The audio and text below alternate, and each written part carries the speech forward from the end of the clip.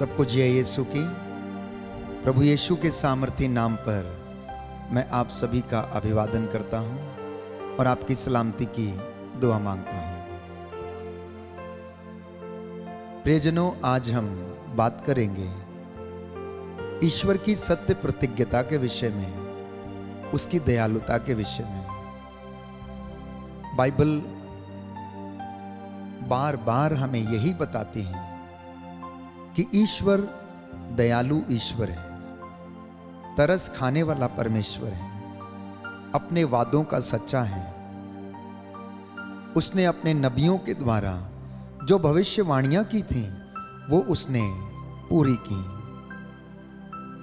प्रियजनों, प्रभु ने इब्राहिम से वादा किया था कि वो तेरी संतति को रेत के कणों के समान बना देगा, और ऐसा ही हुआ। हम इब्राहिम के वृत्तांत को पढ़ते हैं। उत्पत्ति ग्रंथ अध्याय 18 पद संख्या 26। मैं आपके लिए वचन पढ़ूंगा। उत्पत्ति ग्रंथ अध्याय 18 पद संख्या 26 और उससे आगे। प्रभु ने उत्तर दिया, यदि मुझे नगर में 50 धर्मी भी मिले तो मैं उनके लिए भी पूरा नगर बचाए रखूंगा। इस पर इब्राहिम ने कहा, मैं तो मिट्टी और राख हूं, फिर भी क्या मैं अपने प्रभु से कुछ कह सकता हूं? हो सकता है कि 50 में 5 कम हो। क्या तू 5 की कमी के कारण नगर नष्ट करेगा? प्रियजनों, ईश्वर हमसे अपेक्षा करता है कि हमारा घर, हमारा गांव, हमारा देश उसकी आज्ञाओं का पालन करें, धार्मिकता का आचरण करें, ईश्वर के राज्य की धार्मिकता की खोज में लगा रहे, सत्य का कमरबंद कस के और अपने जीवन में शांति और कल्याण की बातें सोचे। ये परमेश्वर की अपेक्षा है हमारे विषय में, और इसके लिए वो योजनाएं बनाता है। परंतु जब मनुष्य इन योजनाओं को स्वीकार नहीं करता, आज्ञाओं का पालन नहीं करता, तो वह आशीष से वंचित रह जाता है। और हम देखते हैं कि इब्राहिम लगातार परमेश्वर से प्रार्थना करते जाता है, निवेदन करते जाता है, और वो कहता है कि मेरा प्रभु क्रोध ना करे। मैं फिर एक बार सवाल करना चाहता हूं, निवेदन करना चाहता हूं। हो सकता है कि वहां केवल 30 धर्मी ही मिले, तो क्या फिर भी तू उस नगर को नष्ट करेगा? उसने कहा, यदि मुझे वहां पर 30 व्यक्ति भी मिले जो धर्मी हैं, तो मैं उसे नष्ट नहीं करूंगा। इब्राहिम ने फिर से कहा, तू मेरी धृष्टता को क्षमा कर, हो सकता है केवल 20 मिले। और उसने उत्तर दिया, मैं 20 के लिए भी उसे नष्ट नहीं करूंगा। इब्राहिम ने कहा, मेरा प्रभु बुरा ना माने तो मैं एक बार और निवेदन करूंगा, हो सकता है केवल 10 मिले। और उसने उत्तर दिया, 10 के लिए भी मैं उस नगर को नष्ट नहीं करूंगा। पर हम जानते हैं कि हुआ क्या। प्रभु ने क्यों सोदोम और गोमोरा को नष्ट कर दिया? क्योंकि वहां पर, प्यारे भाइयों और बहनों, 10 व्यक्ति भी धर्मी नहीं मिले। प्रभु लोत को बचाना चाहता था, इसलिए उसने अपना दूत भेजकर उसकी रक्षा की और उसे बचा लिया। ईश्वर जिसे प्यार करता है, जिसे अपनी ओर आकर्षित करता है, उन्हें वो ब्लेस करता है और आशीष प्रदान करता है। तो हम जानते हैं कि प्रभु दयालु है, जिसे वो बचाना चाहता है उसे बचाता है। उत्पत्ति ग्रंथ अध्याय 19 पद संख्या 16 में हम पढ़ते हैं कि लोट को बचाने के लिए प्रभु ने अपने दूत को भेजा, और उसने लोट की पत्नी से कहा और उनसे भी कहा कि जब तुम भाग रहे होगे तो पीछे मुड़कर नहीं परंतु वह अपनी फितरत से नहीं माने वो अपनी फितरत से बाज नहीं आए। और उसकी पत्नी ने पीछे मुड़कर देखा और वचन कहता है कि वह नमक का खंभा बनकर रह गई। प्यारे भाइयों और बहनों, जब विपत्तियां हमारे जीवन में आने लगती हैं, जो विपत्तियां हमारे ऊपर बीतती हैं, उनके बदले में जो दंड हमें मिलता है, बाइबल हमें बताती है कि वो बहुत कम है।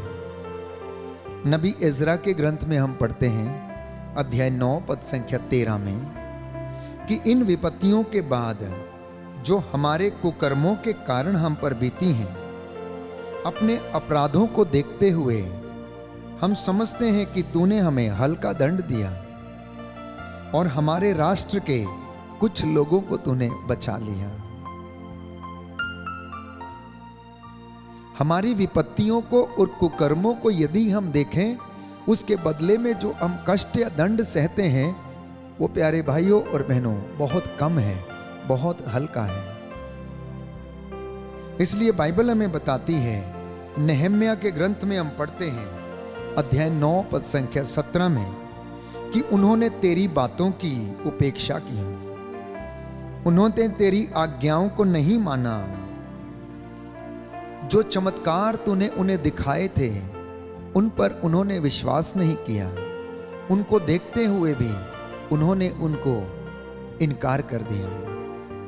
वे लोग जिद्दी और हठी बने रहे, विद्रोह करते गए। उन्होंने अपनी गुलामी के देश वापस जाने का निर्णय लिया।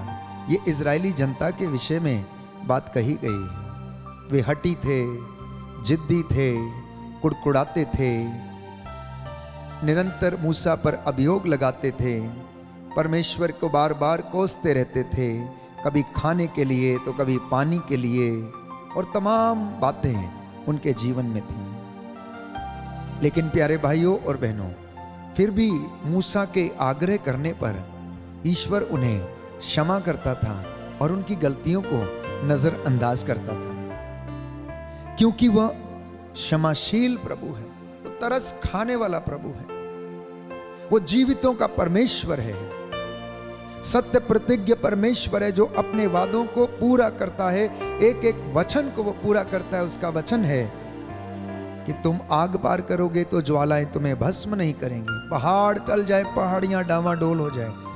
हे इज़राइल, तेरे प्रति मेरे शब्द पूरे हुए बिना नहीं टलेंगे। जो प्रतिज्ञाएं मैंने तुझसे की हैं, मैं उन्हें पूरा करूंगा, और ऐसा ही वो करता है।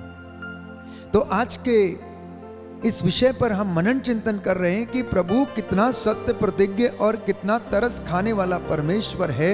उसने लगातार लोगों को अपनी दया अनुकंपा से उसने भर दिया। वो मुझ पर और आप पर भी रोज तरस खाता है, हमारी जरूरतों को पूरा करता है। वचन कहता है हमारे घर की चार दीवारी उसकी आंखों के सामने रहती। जो उसे पुकारते हैं, जो कृतज्ञ हृदय से उसका आभार व्यक्त करते हैं, वे प्रभु को प्रिय हैं। तो प्रभु का वचन कहता है, तू देर से क्रोध करता और तू सत्य प्रतिज्ञता का धनी है, इसलिए तूने उनका त्याग नहीं किया।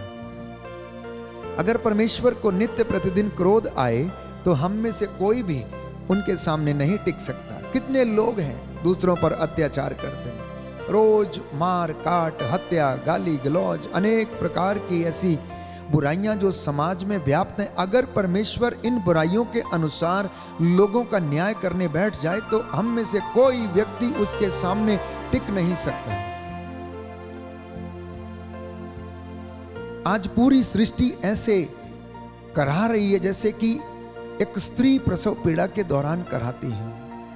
जगह जगह घूसखोरी, जगह जगह पाप का, अंधकार का बोलबाला है। ज्योति संसार में आई है यीशु मसीह के रूप में, लेकिन उन्होंने उसे इनकार कर दिया, स्वीकार नहीं किया है।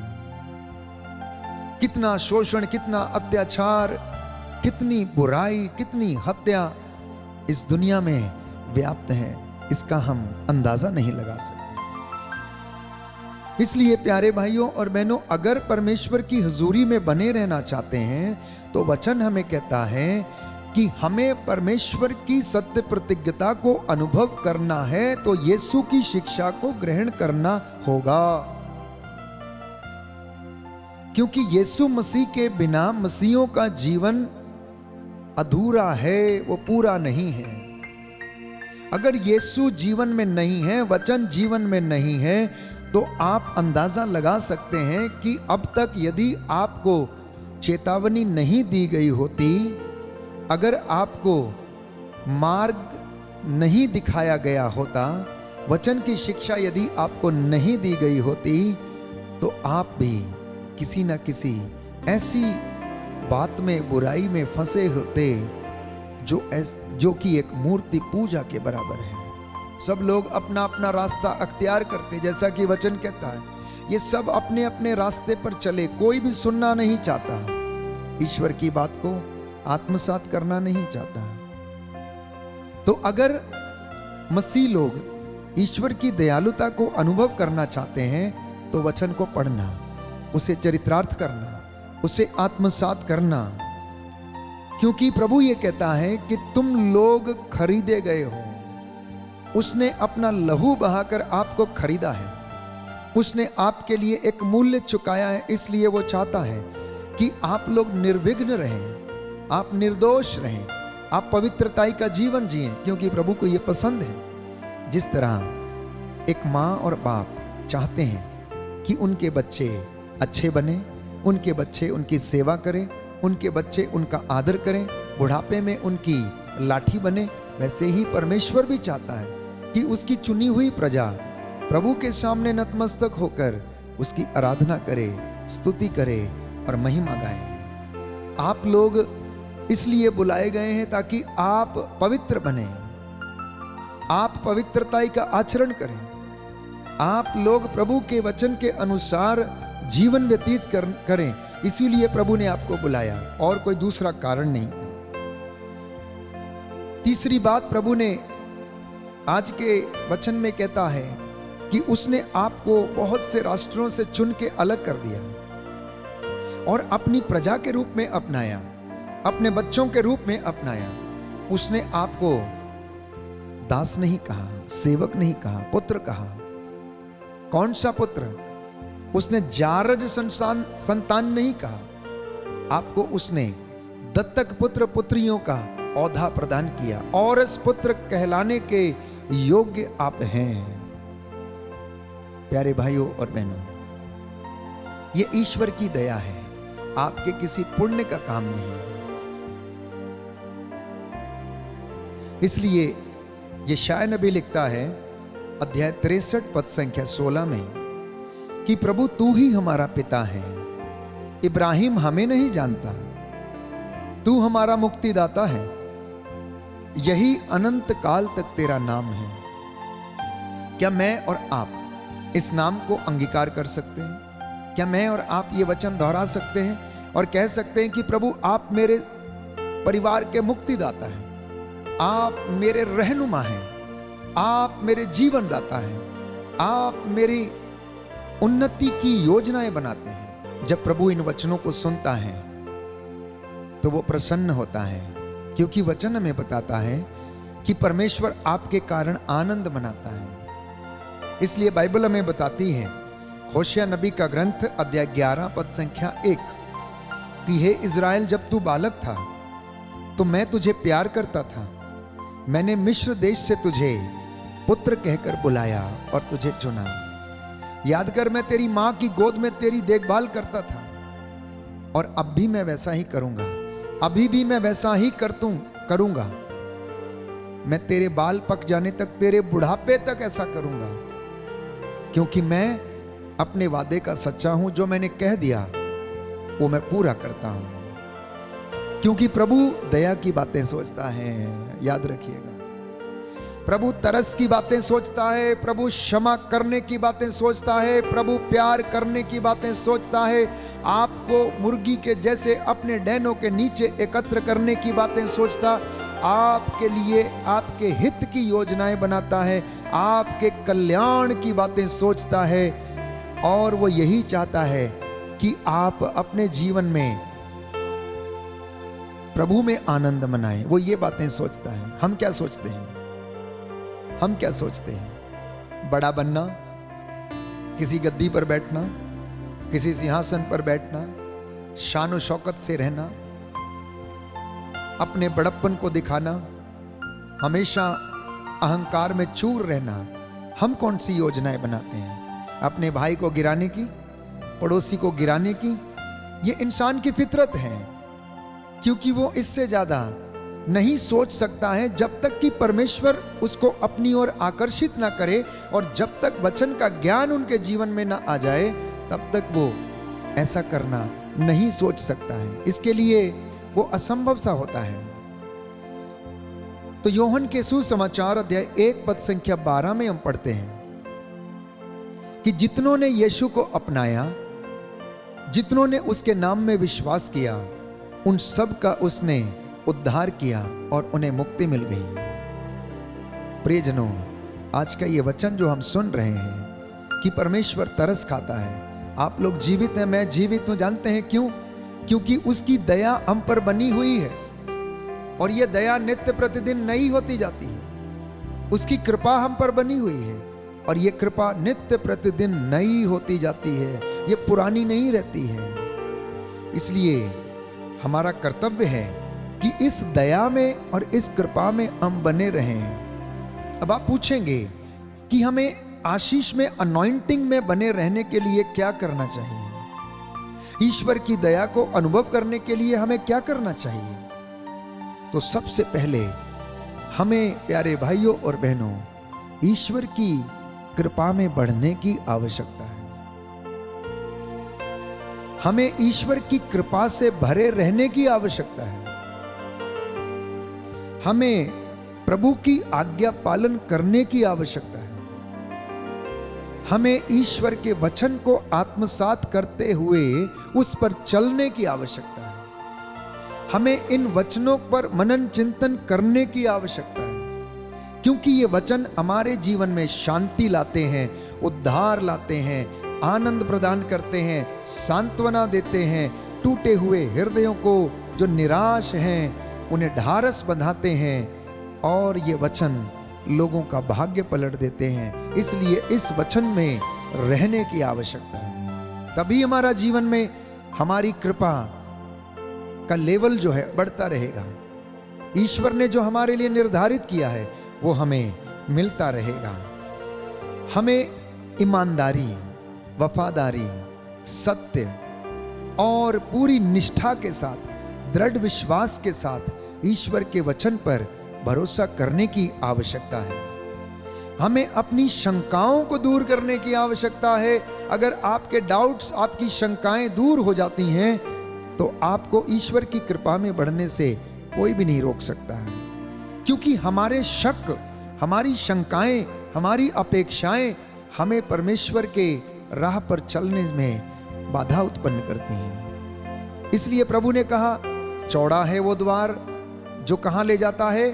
अंधकार की ओर ले जाता है, नरक की ओर ले जाता है। संकरा है वो द्वार जो स्वर्ग राज्य की ओर ले जाता है।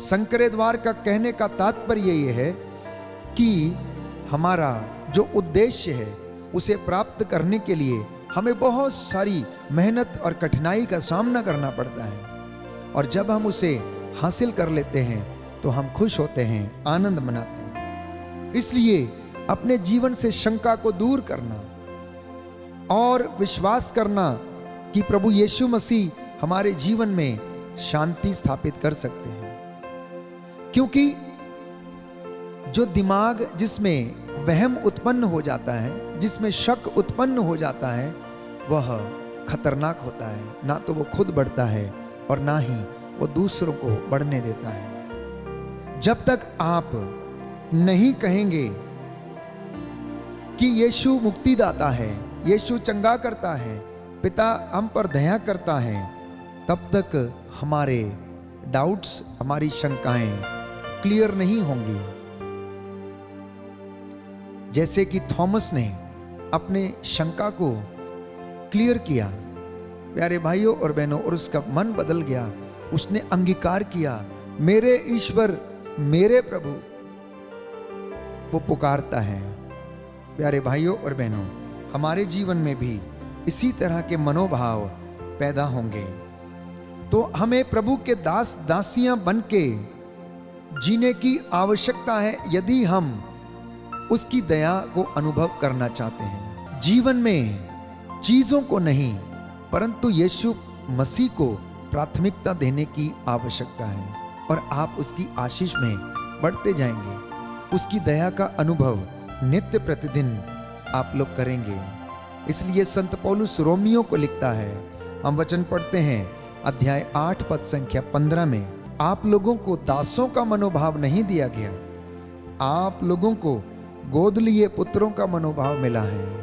आप लोगों को दासों का मनोभाव नहीं दिया गया, आप लोगों को गोद लिए हुए पुत्रों का मनोभाव दिया गया है। इसलिए अपने मनोभावों को ईसा के मनोभावों के जैसा बना लें, क्योंकि आत्मा आश्वासन देता है कि हम सचमुच ईश्वर की संतान हैं। प्रियजनों, व्यवहारिक जीवन में, रोजमर्रा की जिंदगी में हम ईश्वर की दया को अनुभव करें, ईश्वर की कृपा को अनुभव करें। जब हमारे मार्गों में, रास्तों में, परिवार में, जीवन में बाधाएं आती हैं, और ये कुछ समय के लिए होती हैं, ये बीत जाती हैं, प्रभु हमारी रक्षा करता है, प्रभु हमारे जीवन में आशीष प्रदान करता है।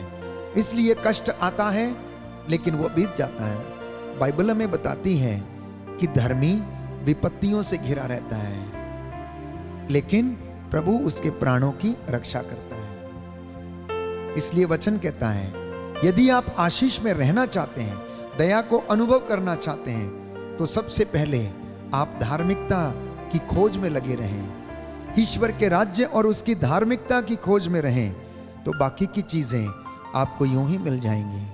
आज के वचन हमारे उद्धार के लिए हैं, आज के वचन हमारे जीवन में सांत्वना प्रदान करने के लिए हैं। आज के वचन प्रभु की दया प्रदर्शित करने वाले वचन हैं। ये जीवित वचन है, आपके जीवन में ये कार्य करे, मैं आपके लिए प्रार्थना करूंगा।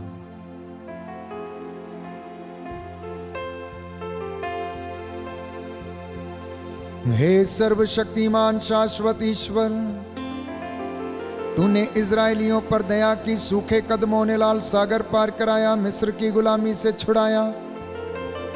तू तरस खाने वाला प्रभु है, इसलिए चट्टान से पानी निकाला और उन्हें पिलाया, मरुभूमि में मन्ना बरसाया।